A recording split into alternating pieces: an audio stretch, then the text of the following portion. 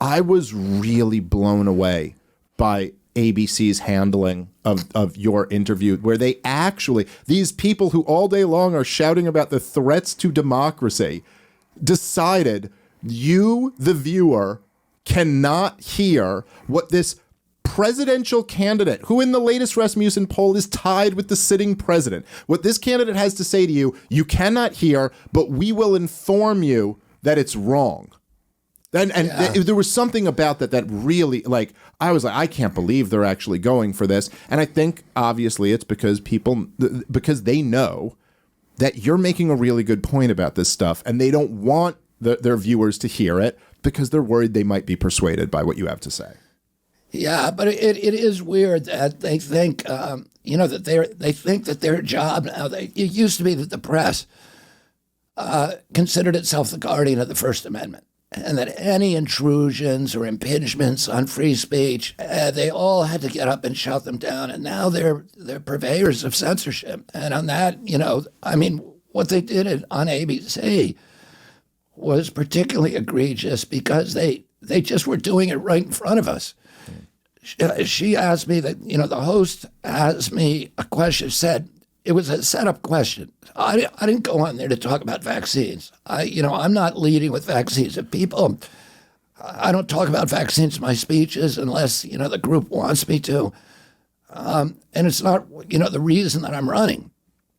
But if somebody asks me about them, I'm going to tell the truth, and I know a lot about it. And so she said to me, something to the extent, it was like not just a question, but it was a speech in a question. It was, everything you've said about vaccines and autism has been debunked. How do you explain yourself? So I let loose, and I know a lot about it, and I was citing studies and the names of studies, and so when she aired it, she got to do her little question was on, and then everything I said was removed, and at the end, and they started out. She bracketed the segment with a little speech about pharma at the beginning and saying I was, condemning me as a spreader, promoter of misinformation. And then she did the same thing at the end, and she said we had to censor him because he was saying something that wasn't true. And we know you appreciate that as our audience. It was very, very strange and disturbing.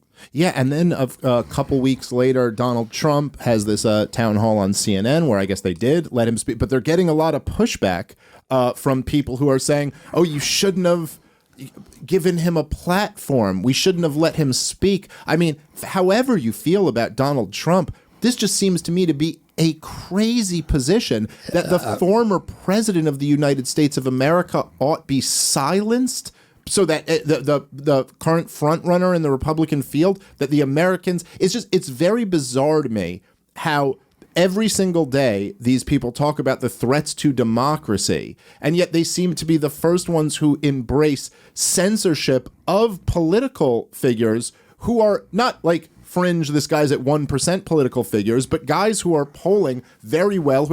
If they can't speak, then what is democracy?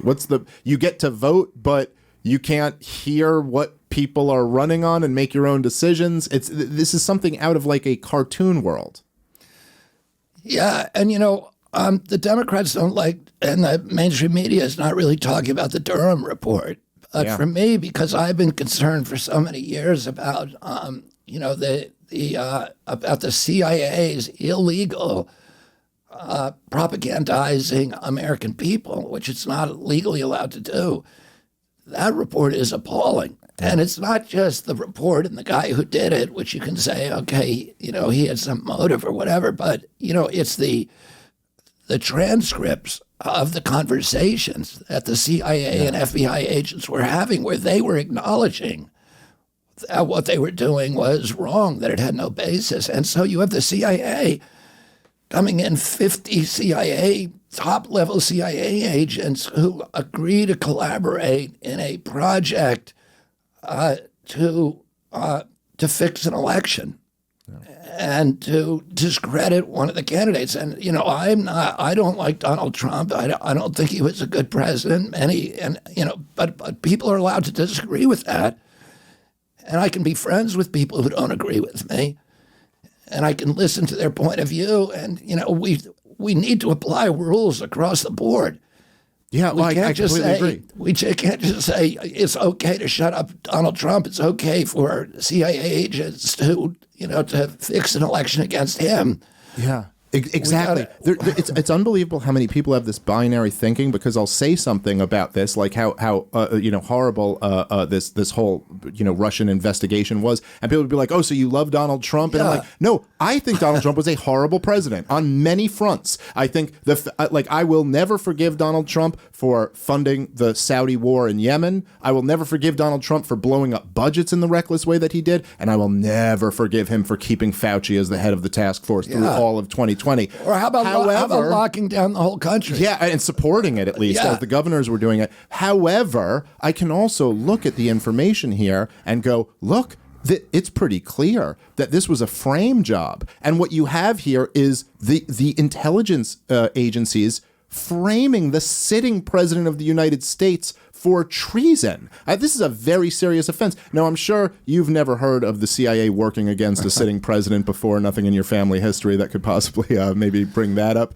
But that obviously, this also is not the first time. Now they're doing it right in front of us. Yes, that's right. So let me ask you, because it's a little bit strange. Can I take these off? Or? Yeah, if you want to, whatever you want to do. Sure. It's almost a little to me. Take my tie off too. To whatever you want, take it all off, sir. To me, this is like I'm talking about American history, and I tried to segue in with a bad joke, but I know when I'm talking to you about this, I'm talking about like your father and your uncle, so it's a little bit more personal. But I know you've talked about this before. But isn't this kind of in some way?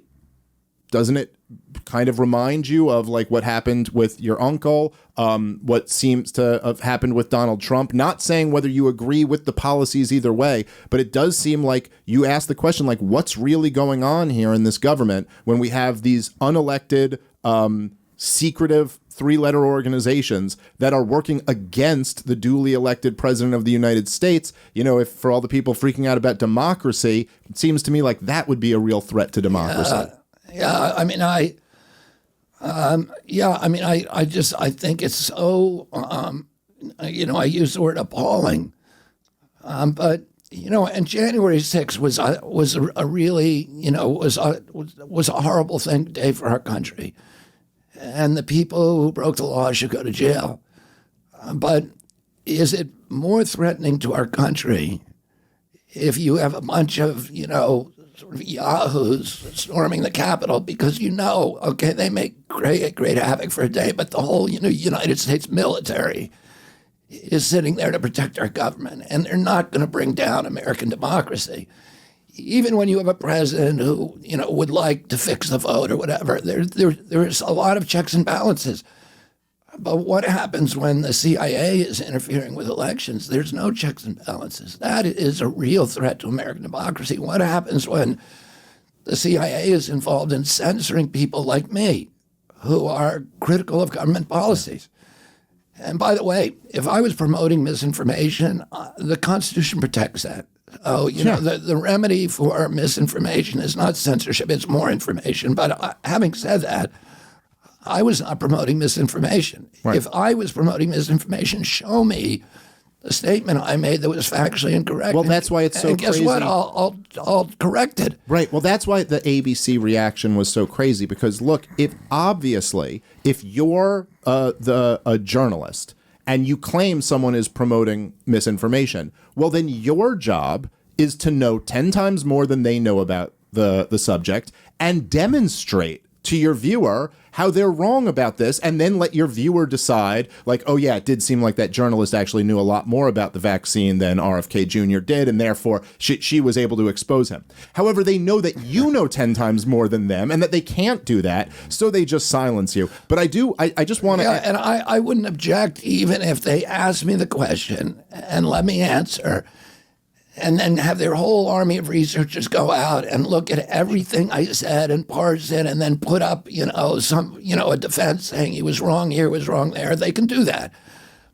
But to just say we're going to censor him is really shows contempt for the law because the law makes it illegal to censor on the publicly owned airwaves. ABC does not own the airwaves. ABC has a license to use them, and it must use them for the public benefit. And, part of the public benefit, there's a provision in the Code of Federal Regulations, 45 CFR, I think it's 413, that says you can't censor a presidential candidate. So they were showing contempt for the law, but they were really showing contempt for their function, which is not to manipulate information, but to tell the truth unvarnished to the American people and let us make up our mind. Instead, they were manipulating the public. They were saying, you are not mature enough to hear things and we're going to decide what you can and cannot hear, and we're only going to allow you to hear things that promote the reigning orthodoxies. Right.